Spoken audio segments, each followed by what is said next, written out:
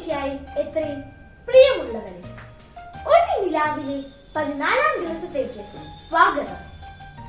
ഉണ്ണി യേശുവിന്റെ പിറവി തിരുനാളിനായുള്ള ഒരുക്കങ്ങളുടെ ദിവസങ്ങളിലാണ് നാം എല്ലാവരും.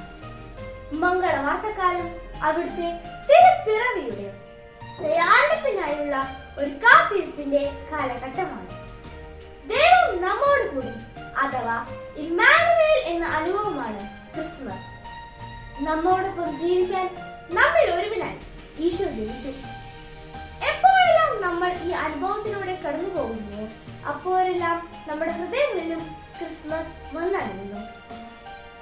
ക്രിസ്തുമസ് രാവിലെ ഈ അനുഭവം ലഭിച്ച ആട്ടിടയന്മാർ പ്രത്യാശയും ആനന്ദവും നിറഞ്ഞ ഹൃദയത്തോടെയാണ് തിരിച്ചു പോയത്. ഒരിക്കൽ ദൈവം നമ്മോടുകൂടെ എന്ന അനുഭവം സ്വന്തമാക്കിയ പൂജ രാജാക്കന്മാർ പുതിയൊരു വഴിയിലൂടെ സ്വദേശത്തേക്ക് മടങ്ങി. ഈശോയെ കണ്ടുമുട്ടുന്നതിന് മുമ്പുണ്ടായിരുന്ന വ്യക്തികളായി തുടരാൻ അവർക്ക് കഴിയുമായിരുന്നില്ല. യേശുവിന്റെ ജനനത്തോടെ ചില ജീവിതങ്ങളിൽ ഉണ്ടായ മാറ്റങ്ങളാണ് ഇവ. ക്രിസ്മസിന് വേണ്ടി തയ്യാറെടുക്കുമ്പോൾ യഥാർത്ഥത്തിൽ നമ്മുടെ ജീവിതത്തിലും സംഭവിക്കേണ്ടത് ഈ മാറ്റങ്ങൾ തന്നെയാണ്. ഇങ്ങനെയല്ലെങ്കിൽ ക്രിസ്മസിന് അർത്ഥവും പ്രസക്തിയും നഷ്ടപ്പെടുന്നു. തന്റെ ജനനത്തിൽ മാത്രമല്ല, ജീവിതകാലം മുഴുവൻ ചുറ്റുമുള്ള എല്ലാവരും ഈ അനുഭവത്തിലേക്ക് കൂട്ടിക്കൊണ്ടുവരിക എന്നതായിരുന്നു ഈശോയുടെ ജീവിതോക്തി.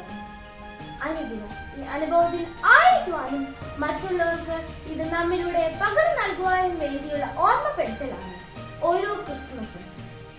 ഈ അനുഭവം ചിന്തയിലും ബോധ്യങ്ങളിലും മനോഭാവങ്ങളിലും മാറ്റങ്ങൾ വരുത്തി നമ്മെ ഒരു പുതു സൃഷ്ടിയാക്കി തീർന്നു. സിലീഷ്യസ് പറഞ്ഞതുപോലെ, യേശു 1000 പ്രാവശ്യം ബെത്ലഹേമിൽ ജനിച്ചാലും അവിടുന്ന് എന്റെ ഹൃദയത്തിൽ ജനിക്കുന്നില്ലെങ്കിൽ എന്നെ സംബന്ധിച്ചിടത്തോളം അത് വൃഥാവിലാണ്.